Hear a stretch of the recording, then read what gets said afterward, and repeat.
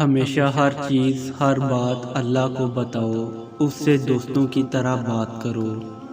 دل جب بھی تڑپنے لگے تو اس کی طرف بھاگ جاؤ۔ جب سب کچھ ناممکن لگے تب اس سے ممکن ہونے کی دعا کرو۔ جب ضبط کی حدوں کو توڑ کر اشک رخسار کے راستے سے بہنے لگے تو دونوں ہاتھ ہلا میں اٹھاؤ اور التجا کرو۔ جب کبھی زندگی سے ہار جاؤ اور جینے کی چاہت دم توڑ دے تو آنکھیں بند کر کے اس کی موجودگی کو محسوس کرو۔ پھر ہاتھ دھڑکتے ہوئے دل پہ رکھو، ان دھڑکنوں کی سرگوشیوں کا شور محسوس کرو۔